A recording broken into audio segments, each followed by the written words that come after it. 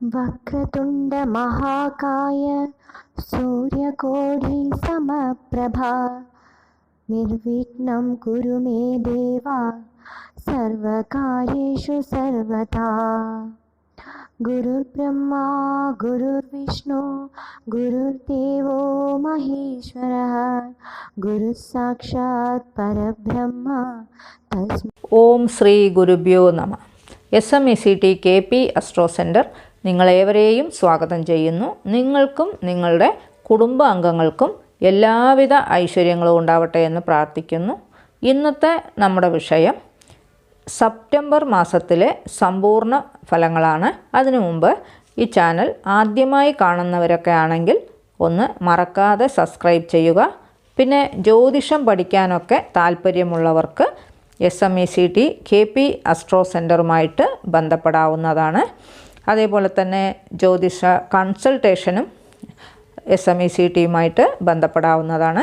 പിന്നെ ഈ ജ്യോതിഷം പഠിക്കാൻ പ്രത്യേകമായ പ്രായപരിധിയോ ജാതിയോ മതമോ ഒന്നും നോക്കേണ്ട ആവശ്യമില്ല. ആർക്കും പഠിക്കാവുന്ന ഒരു ശാസ്ത്രമാണിത്. ഇനി നമുക്ക് വിഷയത്തിലേക്ക് കടക്കാം. അതായത് സെപ്റ്റംബർ മാസം 1-ാം തീയതിയിലുള്ള ഗ്രഹനില ഒന്ന് പരിചയപ്പെടുത്താം. മിഥുനൻ രാശിയിൽ വ്യാഴവും, കർക്കിടക രാശിയിൽ ശുക്രനും, ചിങ്ങം രാശിയിൽ സൂര്യനും, ബുധൻ, കേതു എന്നീ ഗ്രഹങ്ങളും, കന്നിയിൽ കുജനും, വൃശ്ചികത്തിൽ ചന്ദ്രനും, കുംഭത്തിൽ രാഹുവും, മീനത്തിൽ ശനിയുമാണ് ഗ്രഹനില. മാസമധ്യത്തിന് ശേഷം ശുക്രൻ ചിങ്ങരാശിയിലേക്കും സൂര്യനും ബുധനും കന്നിരാശിയിലേക്കും കുജൻ തുലാം രാശിയിലേക്കും സംക്രമിക്കും. ചന്ദ്രനാണെങ്കിൽ 2.25 ദിവസത്തിലൊരിക്കൽ തൊട്ടടുത്തുള്ള ഓരോ രാശികളിലേക്കായി സംക്രമിച്ചു കൊണ്ടിരിക്കും. ഈ ഗ്രഹനിലയുടെയൊക്കെ അടിസ്ഥാനത്തിൽ ഒരു രാശിയിലുള്ള 2.25 നക്ഷത്രക്കാർക്ക് ഉണ്ടാകാവുന്ന വിശദീകരിച്ചിട്ടുള്ള ഫലങ്ങൾ എന്തൊക്കെയാണെന്ന് നോക്കാം. വൃശ്ചികം രാശിയിലുള്ള വിശാഖം 4-ാം പാദം, അനിഴം, തൃക്കേട്ട എന്നീ നക്ഷത്രങ്ങളിലൊക്കെ ജനിച്ചിട്ടുള്ളവർക്കും, അതേപോലെ വൃശ്ചിക ലഗ്നത്തിൽ ജനിച്ചവർക്കും, പിന്നെ വ്യാഴദശ നടക്കുന്നവർക്കും ശനിദശ നടക്കുന്നവർക്കും ബുധൻ്റെ ദശയൊക്കെ നടക്കുന്നവർക്കും ഈ മാസം രാശിനാഥനും ലഗ്നാധിപനുമായ കുജൻ്റെ ലാഭസ്ഥാന സ്ഥിതിയും മാസമധ്യത്തോടു കൂടിയുള്ള വ്യയഭാവസ്ഥിതിയും കൊണ്ട് മാസത്തിൻ്റെ ആരംഭത്തിൽ മനസ്സിന് സന്തോഷമുണ്ടാകുന്ന കാര്യങ്ങളൊക്കെ ഉണ്ടാകും. തൊഴിൽപരമായിട്ടുള്ള ഉയർച്ചകളും ഉണ്ടാകും. ഭൂമി സംബന്ധമായ നേട്ടങ്ങളൊക്കെ ഉണ്ടാകാനുള്ള യോഗമുണ്ട്.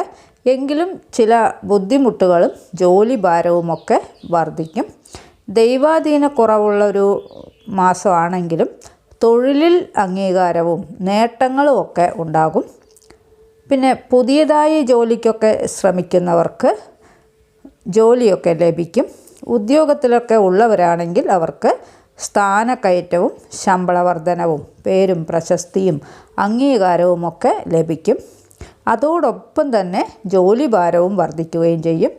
മേലധികാരികളുടെ അപ്രീതിയും ഉണ്ടാകും. എല്ലാ കാര്യങ്ങളും ആലോചിച്ച് തീരുമാനങ്ങളൊക്കെ എടുക്കേണ്ട ഒരു മാസം തന്നെയാണ്. ഗുരുക്കന്മാരുടെ അനുഗ്രഹം തീരെ കുറവായിട്ടുള്ളൊരു മാസമാണ്. യന്ത്രസംബന്ധമായിട്ടുള്ള തൊഴിൽ മൂലം അഭിവൃദ്ധിയൊക്കെ ഉണ്ടാകും. അതേപോലെ തന്നെ കയറ്റുമതി ഇറക്കുമതി സംബന്ധിച്ച തൊഴിലൊക്കെ ചെയ്യുന്നവർക്കും ഈ മാസം അനുകൂലം തന്നെയാണ്. വിദേശത്തൊക്കെ ജോലി നോക്കുന്നവർക്ക് തൊഴിൽപരമായിട്ടുള്ള ഉയർച്ചകളൊക്കെ ഉണ്ടാകും. പണമുണ്ടാക്കണമെന്ന അമിതമായ ആവേശം പല അപകടങ്ങൾക്കും വഴിയൊരുക്കും. മാസമധ്യത്തിന് ശേഷം ചിന്തിക്കുന്നതൊന്ന് പ്രവർത്തിക്കുന്നത് മറ്റൊന്നായിരിക്കും.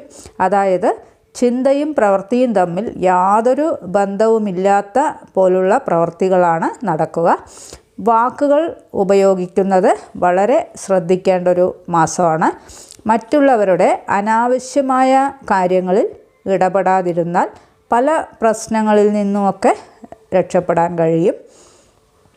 കുടുംബത്തിൽ പല വിധത്തിലുള്ള അസ്വസ്ഥതകളൊക്കെ ഉണ്ടാകും. നിയമവിരുദ്ധമായ പ്രവൃത്തികളിൽ ഒക്കെ താല്പര്യമുണ്ടാകും. പരിശ്രമങ്ങളിലൊക്കെ വിജയമുണ്ടാകും. സഹോദരങ്ങളുമായിട്ടൊക്കെ നല്ല ബന്ധമാണ് ഉണ്ടാവുക. സഹോദരങ്ങളുടെ ആരോഗ്യനില അത്ര തൃപ്തികരമായിട്ട് കാണുന്നില്ല. അയൽക്കാരുമായിട്ടൊക്കെ നല്ല ബന്ധമൊക്കെ തന്നെ ഉണ്ടാകും. ക്രയവിക്രയങ്ങൾക്ക് സമയം തീരെ അനുകൂലമല്ല. മാതാവിൻ്റെ സ്നേഹവും സുഖവുമൊക്കെ അനുഭവിക്കാൻ കഴിയുന്നൊരു മാസമൊക്കെയാണ്. മാതൃകുടുംബത്തിലുള്ളവരുമായിട്ടൊക്കെ നല്ല ബന്ധമാണ് ഉണ്ടാവുക. അതേപോലെ മാതാവിൻ്റെ ആരോഗ്യനില തൃപ്തികരം തന്നെയാണ്. ഈ രാശി ലഗ്നത്തിലുള്ള വീട് കെട്ടാൻ ആഗ്രഹിക്കുന്നവർക്കൊക്കെ വീട് കെട്ടാൻ സമയം അനുകൂലം തന്നെയാണ്. സന്താനങ്ങളെ കൊണ്ട് അനുഭവക്കുറവ് ഉള്ള ഒരു മാസമാണ്. സന്താനങ്ങളെ കൊണ്ടുള്ള മനപ്രയാസങ്ങളും ഉണ്ടാകാനുള്ള യോഗം കാണുന്നുണ്ട്. സന്താനങ്ങളുടെ ആരോഗ്യനില തൃപ്തികരം തന്നെയാണ്. കമ്മീഷൻ അടിസ്ഥാനത്തിലുള്ള തൊഴിലുകളൊക്കെ ചെയ്യുന്നവർക്ക് ഒട്ടും പ്രതീക്ഷിക്കാത്ത സമയത്ത് ധനവരവൊക്കെ ഉണ്ടാകാനുള്ള യോഗമൊക്കെ കാണുന്നുണ്ട്. ആരോഗ്യപരമായി ഈ മാസം ഒട്ടും അനുകൂലമായി കാണുന്നില്ല.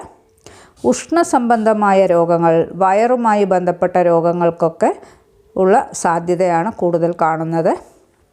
കോടതിയിൽ വഴക്ക് പ്രശ്നങ്ങളൊക്കെ ഉള്ളവർക്ക് ഈ മാസം അനുകൂലമായി കാണുന്നില്ല. ഈ രാശി ലഗ്നത്തിലുള്ള വിവാഹപ്രായക്കാർക്ക് വിവാഹത്തിന് ചില തടസ്സങ്ങളും പ്രയാസങ്ങളും ഒക്കെ ഉണ്ടായ ശേഷം മാത്രമേ വിവാഹം നടക്കുകയുള്ളൂ.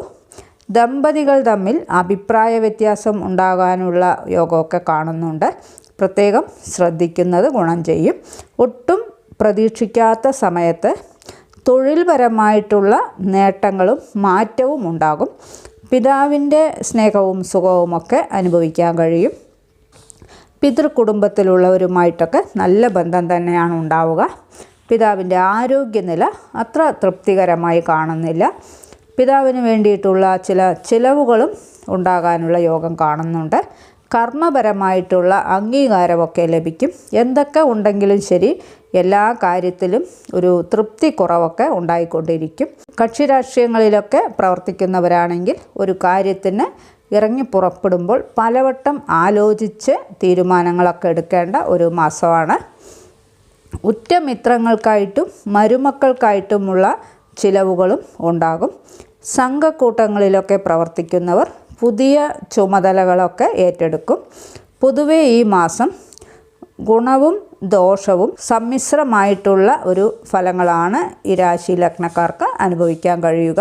ഇവയെല്ലാം ഈ രാശി ലഗ്നക്കാരുടെ ഈ മാസത്തെ ഗ്രഹനിലയുടെ അടിസ്ഥാനത്തിലുള്ള പൊതുവായ ഫലങ്ങൾ മാത്രമാണ്. അവരവരുടെ ജനനകാല ഗ്രഹനിലയ്ക്കനുസരിച്ച് തത്സമയം നടക്കുന്ന ദശ അപഹാരങ്ങൾക്കനുസരിച്ച് ഫലങ്ങളിൽ ചില മാറ്റങ്ങളൊക്കെ ഉണ്ടാകുമെന്നുകൂടി പ്രത്യേകം ഓർമ്മിപ്പിക്കുകയാണ്. ഈ ചാനൽ ഇതുവരെ സബ്സ്ക്രൈബ് ചെയ്യാത്തവരാണെങ്കിൽ ചാനലൊന്ന് സബ്സ്ക്രൈബ് ചെയ്യുക. പിന്നെ വീഡിയോ ഇഷ്ടപ്പെട്ടുവെങ്കിൽ ലൈക്ക് ചെയ്യുക. നിങ്ങളുടെ വേണ്ടപ്പെട്ടവർക്കും സുഹൃത്തുക്കൾക്കുമൊക്കെ ഷെയർ ചെയ്ത് കൊടുക്കുക. നിങ്ങളുടെ അഭിപ്രായം കമൻറ്റ് ബോക്സിൽ അറിയിക്കുക. വേറൊരു വിശേഷവുമായി നമുക്ക് വീണ്ടും കാണാം. നന്ദി, നമസ്കാരം.